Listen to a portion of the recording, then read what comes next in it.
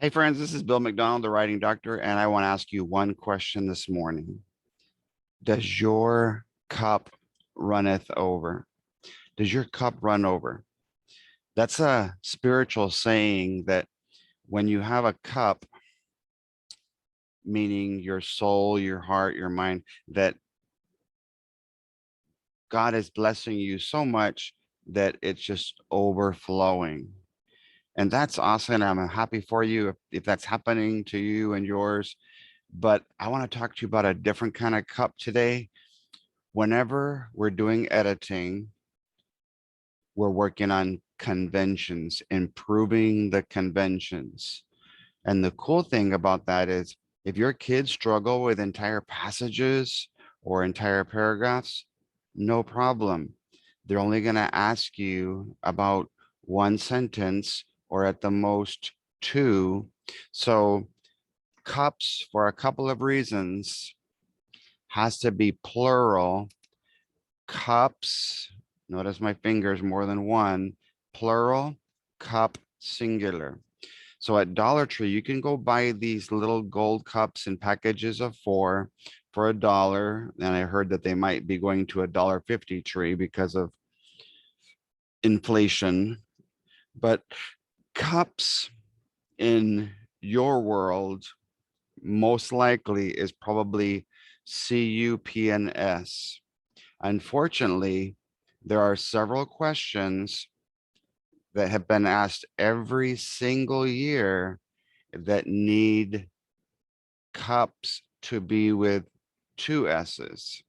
Because of the transition to online and because of writing open-ended responses, we need to add another P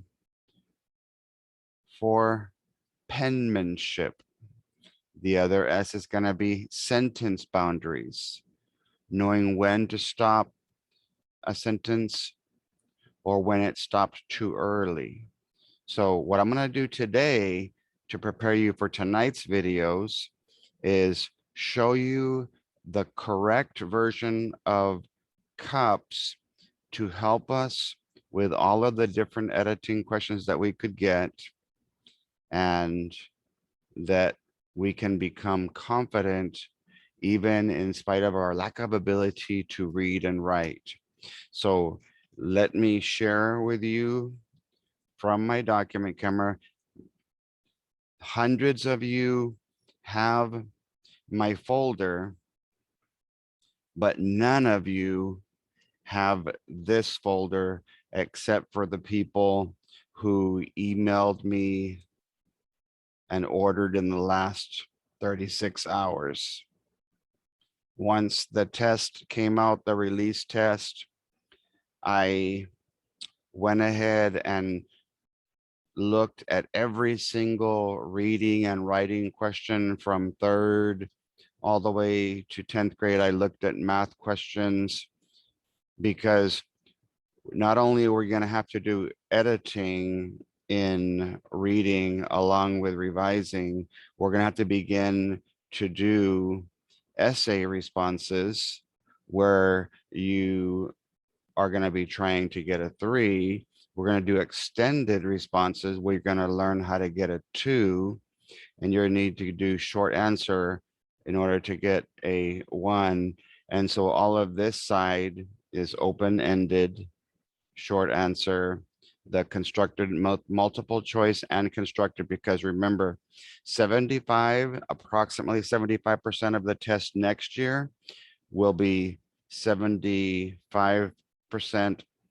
más o menos multiple choice.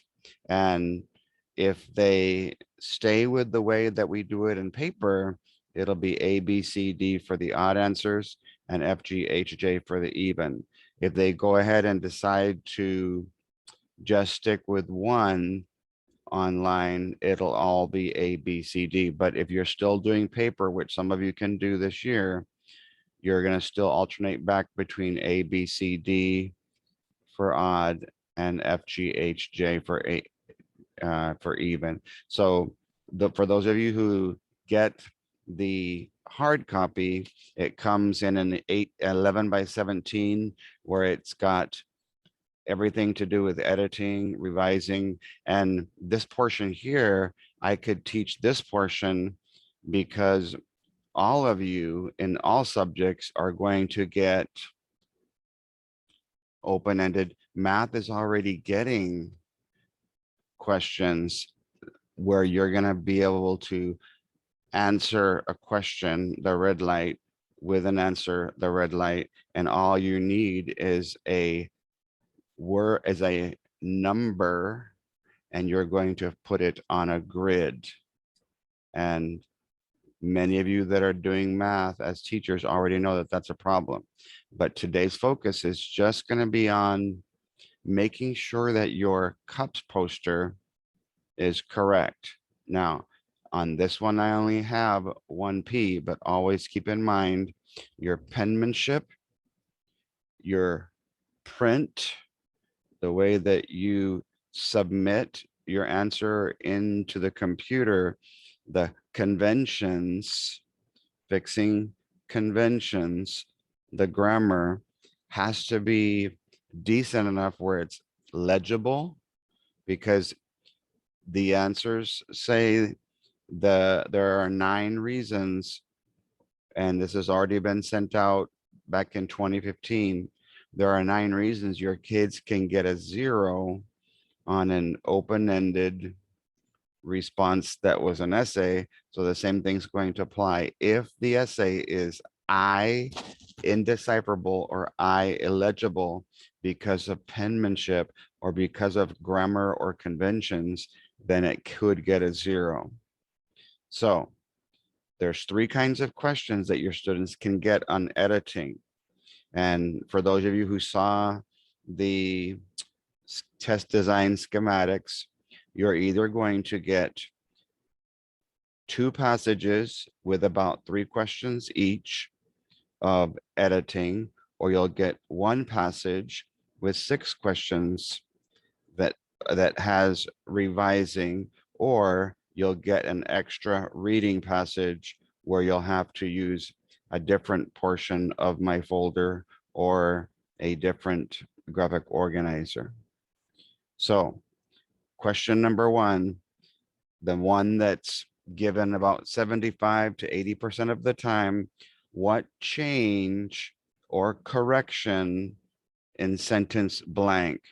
If they would use the word change or the word correction, now about 99% of the time, it's going to say the word change. About 1 time about every 100, very seldom I've seen the word correction, but when it has change or correction, you're going to think of CUPPSS, the first 4 letters in my CUPPSS, and I've made them bold and red for you. It'll either be a capitalization mistake, a usage mistake, punctuation, or spelling. And real quick, I just want to show you the English 1 test. This is just 1 passage. In 9th grade, they get 9 questions of editing.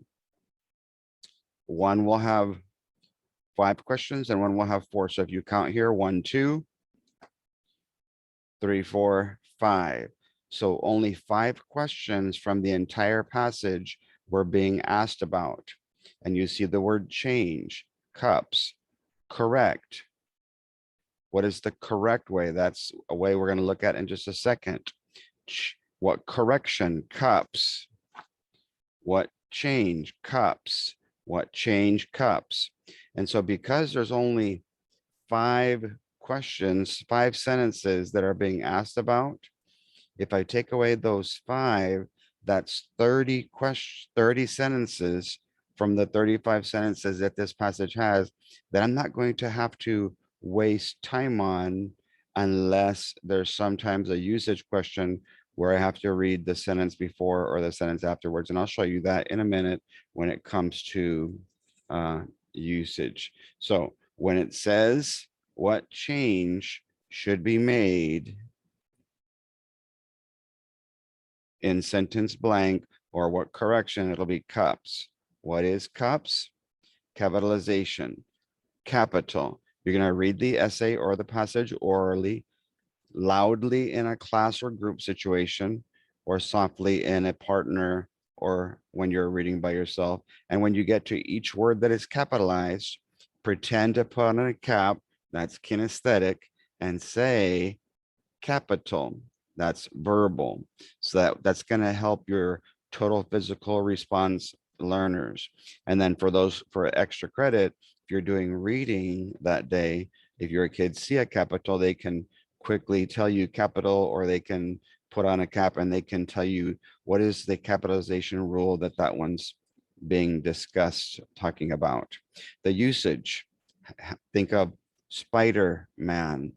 We're gonna web, instead of diagramming sentences, that's boring.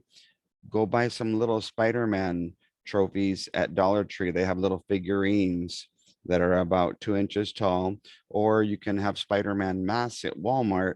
They come about 8 for about $2 and something cents. So here's some suggestions for usage. Web the sentence for a subject verb agreement, that the subject, the person, place, thing, idea has to agree with the verb, the action, the predicate. Okay. Is the subject singular? Person, place, thing, or idea, or is it plural? People, places, things, idea. Is the predicate, the verb, the action in past, present, or future? Is the subject or the predicate simple or compound? Or sometimes there's just a context error. They're using two different words. The correct answer, I need to change to a different answer, because depending on the context of the sentence, it's the wrong usage. I'm using the wrong word here. And so I've got to change, because in the context of that sentence, it means something different. For punctuation, think of every sentence like a street. The first ones you want to teach are the stop signs. It stops the sentence completely with a period, exclamation, question mark that are red. Exclamation are sentences that have to do with my emotions. An ear is somebody's asking something, and the dot is them waiting for a response. The other punctuations slow down the street. Commas, several reasons for using commas. You would need to go over all of the rules, sometimes in isolation. Apostrophe, contraction. The difference between these two is up apostrophe is up there in the air, and commas come down on the table. They look the same, but they're different. For the upper grades, colons and semicolons. That means just like in the middle of my body, I have a colon. In the middle of a sentence, there's going to be an independent clause followed by a colon that has something afterwards that explains. Even in math, I have 8 as an hour, colon 25 minutes as a minute. The whole hour and a part of an hour, 25 minutes. It's also in proportions, okay? Ratios. Semicolon can replace a comma with a fanboy. You have an independent clause, you have a semicolon, and then you have another independent clause, and you normally don't start the sentence with a capital, okay? The other one is when you have dialogue, there's 5 cuz. And I noticed this is a huge problem on this past year's test. Comma, quotation, capital, whatever was said, closing, close the street with a stop sign, and quotation because you're done talking. The 5 cuz of dialogue. So again, if you read your essay or the passage softly, or if you at least read that sentence, listen for pauses in your voice, and the more you slow down, the more likely it is it's a stop sign. If you only slow down a little bit, it's probably going to be a comma. In spelling, your brain will take a picture of the word. You're going to see it. Then you're going to do step 2. You're going to open your mouth and say syllables, the sounds. You're going to listen to the sounds of the blends and the consonants, the vowels. Listen for the sounds that you hear, and you see he only has one ear. the sounds you don't hear. And then you start thinking in your brain, what spelling rule is being broken here? What spelling pattern am I used to seeing that I'm seeing here as well?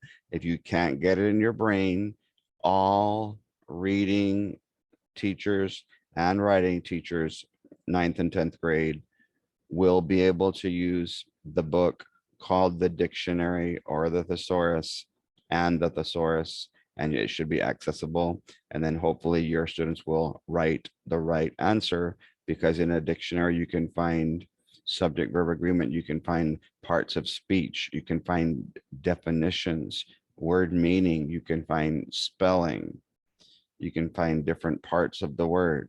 So when you're doing it, see it, say it, hear it and listen, even listen to the silent letters, think about it, look it up in your brain or in your book, and write the words that you have trouble spelling. Sentences, that's number 2 and number 3. So let's see the other kind. What is the correct or best way to write sentence, singular? Blank. So you'll write Croft. About 90% of the time, it's going to be an RO, a run-on, but sometimes it'll be just a comma problem or a conjunction problem. Sometimes it'll be a fragment, but over the years, when I've seen the word correct or best, 90% at least of the time, the sentence when it has the word correct or best is going to be a run-on or a fragment. Sometimes you're going to have to check for a comma issue that causes the run-on, or a conjunction issue where it's missing a conjunction. So you just need to fix the sentence by putting a conjunction in there somewhere. The last one, what is the correct way to write sentences? Plural, blank and blank.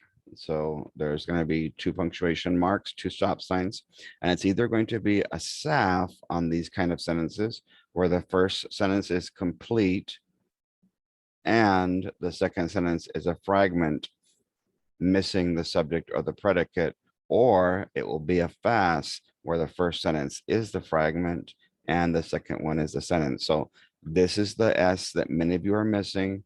And don't forget about the P for penmanship, or printing, typing in print on your online response. You have to make sure the grammar is legible, and the way that you print, that you put 1 space between each word, 2 spaces between each sentence, but 0 spaces between letters that belong together. All right, so how can we fix a sentence? Check for conjunction problems, like I mentioned. Is there a conjunction there that shouldn't be there, or is it missing? Check run-ons, fragments, that's the rough part. In the answer choices and the passage, you will find these kind of mistakes when you're looking for sentence boundary issues. Repetition, the same words being written more than once. The answer choices will have content problems. Meaning, if they change the meaning or the content, you'll eliminate. When you check them, if there's a wrong cause and effect relationship, then you need to eliminate those. If it doesn't match what the passage had, you need to change it. Or the other one that I've noticed, sometimes there's a wrong compare and a contrast error. So this is the explanation of editing. Remember, you're going to, on the field test portion, get 3 questions each of this in 2 passages, or you'll get 1 passage of revising where you're improving the content, and the content is just the development of the passage or how it's organized by adding, removing, replacing, or moving something, moving words around, or moving a box sentence over to the passage. And again, none of you have this folder, except for the people that just emailed me in the last 36 hours and ordered this updated version of my advanced folder. If you ordered an advanced folder sometime during the summer or since school has started, if you were in part of our webinars, you will be receiving this by email today. If you don't get it, it means it was blocked by as spam or junk mail. Go ahead and do me a favor and share this passage, share this video with your reading teacher friend from 3rd through 10th grade. Remember, CUPPSS needs 2 Ps from now on, especially this year for open-ended, for those of you that are practicing, and next year for sure, because you'll be typing your response, but you have to be able to print in a way that it's legible. Your keyboarding skills have to be good.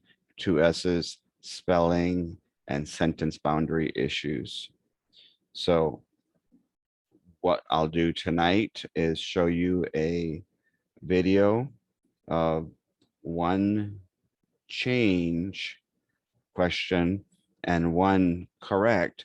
And so you can see how to answer those questions in a different way. And I'll start with 4th grade editing, and I'll build my way up to 7th, 9th, and 10th, so that if you teach 3rd or 4th grade, look at the 4th grade editing videos.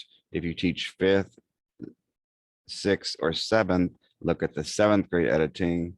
And if you teach 8th, 9th, or 10th, then you can look at the English 1 and English 2 editing videos, because they will all be grade appropriate for you that way. So please click like on my YouTube page. If you're watching this on YouTube, like on my Facebook page, and share or tag your reading teacher friends. As you know, that if your kids get editing, they're gonna need to know how to do those questions with CUPPSS that have 2 Ps and 2 S's. God bless.